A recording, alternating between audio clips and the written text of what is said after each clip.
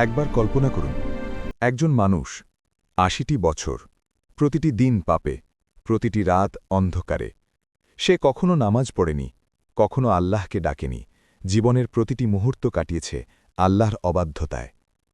এখন সে মৃত্যুশয্যায়, শরীর অচল, শ্বাস ভারী, চোখের কোণে অশ্রু।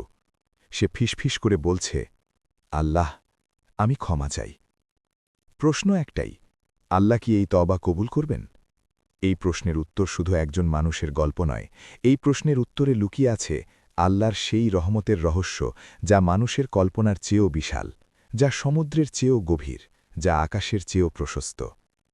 আজকের এই ডকুমেন্টারিতে আমরা কোরআন ও সহিহ হাদিসের আলোকে খুঁজে বের করব আল্লাহর রহমতের আসল সীমা কোথায়।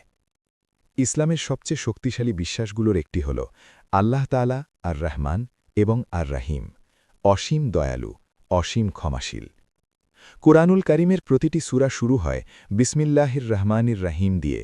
এই দুটি নাম, রহমান ও রাহিম, দুটোই এসেছে রহমত শব্দ থেকে। আল্লাহ তার নিজের পরিচয় দিতে গিয়ে সবার আগে রাখলেন দয়া, ক্ষমা, রহমত। কিন্তু মানুষের মনে একটি প্রশ্ন থেকেই যায়, এই রহমতের কি কোনো সীমা আছে? বছরের পর বছর পাপ করার পরেও কি তওবা কবুল হয়? মৃত্যুর দরজায় দাঁড়িয়ে চাইলেও কি আল্লাহ দেন? এই প্রশ্নগুলোর উত্তর খুঁজতে আমাদের যেতে হবে কোরআনের গভীরে, হাদিসের আলোয়, ইসলামের ইতিহাসের পাতায়।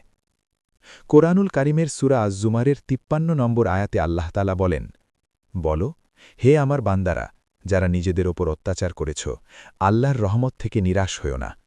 নিশ্চয়ই আল্লাহ সমস্ত গুনাহ মাফ করেন, তিনি অত্যন্ত ক্ষমাশীল, পরম দয়ালু। এই আয়াতটি একটু গভীরভাবে ভাবুন। আল্লাহ বললেন, সমস্ত গুনাহ, নির্দিষ্ট কোনো গুনাহ নয়, ছোট গুনাহ নয়, সমস্ত গুনাহ। ইসলামের বিখ্যাত তাফসিরকারক ইবনে কাসির রাহিমাহুল্লাহ এই আয়াতের ব্যাখ্যায় বলেছেন, এই আয়াতটি হল কোরআনের সবচেয়ে আশার আয়াতগুলোর একটি। এটি সেই মানুষের জন্যও প্রযোজ্য যে জীবনভর পাপ করেছে। শর্ত শুধু একটাই, সৃত্তিকারের তওবা। এবার আসুন সাহি বুখারী ও সাহি মুসলিমে বর্ণিত ইসলামের ইতিহাসের সবচেয়ে আলোচিত একটি হাদিসের কাছে। একজন মানুষ, সে ৯৯ জনকে হত্যা করেছে। ৯৯টি জীবন, ৯৯টি পরিবার, ৯৯টি ক্ষত। একদিন তার মনে প্রশ্ন জাগল, আমার কি তওবার কোনো সুযোগ আছে? সে গেল একজন আলেমের কাছে, জিজ্ঞেস করল, আমি ৯৯ জনকে হত্যা করেছি, আমার কি তওবা কবুল হবে? সেই আলেম ভয় পেয়ে বললেন, না, তোমার তওবা হবে না। সাহি মুসলিমের বর্ণনা অনুযায়ী সেই মানুষটি তখন সেই আলেমকেও হত্যা করল। এখন সংখ্যাটা হল ১০০। কিন্তু তারপরেও সে থামল না, অনুশোচনা তাকে তাড়া করছিল।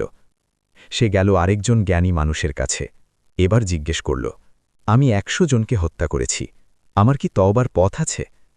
সেই জ্ঞানী মানুষটি বললেন, কে তোমাকে আল্লাহ তওবার মাঝে বাধা দিতে পারবে? তুমি একটি ভালো জায়গায় চলে যাও এবং আল্লাহর ইবাদত করো। এই কথাটি শুনে সেই মানুষটি পথ চলা শুরু করল, কিন্তু পথেই তার মৃত্যু হল। এরপর যা ঘটল তা ইসলামের ইতিহাসে আল্লাহর রহমতের সবচেয়ে বড় উদাহরণগুলোর একটি। সাহি মুসলিমের বর্ণনায় রাসূলুল্লাহ সাল্লাল্লাহু আলাইহি ওয়াসাল্লাম বলেন, রহমতের ফেরেশতা ও আযাবের ফেরেশতা তর্ক করছিল এই মানুষটিকে নিয়ে। আযাবের ফেরেশতা বলছিল, সে পাপী, তাকে আমি নিয়ে যাব। রহমতের ফেরেশতা বলছিল, সে তওবা করে ভালো জায়গায় যাচ্ছিল। আল্লাহ তাআলা তখন হুকুম করলেন, দেখো সে কোন জায়গার কাছাকাছি ছিল। পরিমাপ করা হল, সে ভালো জায়গার একটু বেশি কাছে ছিল। আল্লাহ তাকে ক্ষমা করে দিলেন, ১০০ খুনের পরেও, মৃত্যুশয্যায়, পথের মাঝখানে। এখন সবচেয়ে গুরুত্বপূর্ণ প্রশ্নে আসি, মৃত্যুশয্যায় তওবা কি কবুল হয়? সহিহ তিরমিজির একটি হাদিসে রাসূলুল্লাহ সাল্লাল্লাহু আলাইহি ওয়াসাল্লাম বলেছেন, আল্লাহ তাআলা বান্দার তওবা কবুল করেন যতক্ষণ না তার মৃত্যু যন্ত্রণা শুরু হয়। এই হাদিসে একটি সীমা আছে, মৃত্যু যন্ত্রণা, অর্থাৎ যখন বোঝা যাচ্ছে মৃত্যু এসে গেছে, সেই মুহূর্তের আগ পর্যন্ত তওবার দরজা খোলা। কোরআনুল কারিমের সূরা আন-নিসার ১৭ এবং ১৮ নম্বর আয়াতে আল্লাহ স্পষ্ট করে দিয়েছেন, যে ব্যক্তি অজ্ঞতাবশত পাপ করে এবং শীঘ্রই তওবা করে, তার তওবা আল্লাহ কবুল করেন। কিন্তু যারা পাপ করতে থাকে এবং মৃত্যু উপস্থিত হলে বলে, এখন তওবা করলাম, তাদের তওবা কবুল হয় না। এই দুটি হাদিস ও আয়াত একসাথে পড়লে একটি সূক্ষ্ম সীমারেখা বোঝা যায়। মৃত্যু আসার আগে তওবার দরজা খোলা, মৃত্যু চলে আসলে দরজা বন্ধ। ইতিহাসের সবচেয়ে বড় সতর্ক বার্তাটি এসেছে ফেরাউনের গল্প থেকে। ফেরাউন সারা জীবন অহংকার করেছে, নিজেকে ইলাহ বলেছে, মুসলিমদের নির্যাতন করেছে।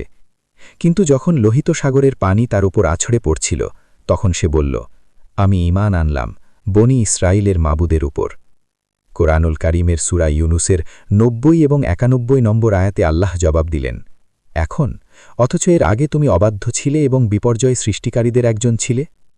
ফেরাউনের তওবা কবুল হয়নি, কারণ মৃত্যু তখন তার সামনে, পানি তখন তাকে গ্রাস করছে, সময় শেষ। এই দৃশ্যটি মানব ইতিহাসের সবচেয়ে বড় সতর্কবার্তা। তওবা করতে হয় সময় থাকতে, জীবন থাকতে, শ্বাস থাকতে, কারণ মৃত্যু এলে সময় শেষ, সূর্য পশ্চিমে উঠলে দরজা বন্ধ। সাহি মুসলিমের একটি হাদিসে রাসূলুল্লাহ সাল্লাল্লাহু আলাইহি ওয়াসাল্লাম বলেছেন, আল্লাহ তাআলা বলেন, হে আদম সন্তান, যতক্ষণ তুমি আমাকে ডাকবে এবং আমার কাছে আশা রাখবে, আমি তোমাকে ক্ষমা করে দেব, তোমার পাপ যত বড়ই হোক না কেন। এই কথাটি আল্লাহর, মানুষের নয়। তাই আজ যদি আপনার মনে কোনো পাপের বোঝা থাকে, আজই তওবা করুন, এখনই, এই মুহূর্তে, কারণ আল্লাহ অপেক্ষা করছেন, তার রহমতের দরজা খোলা, এখনও, আপনার জন্য।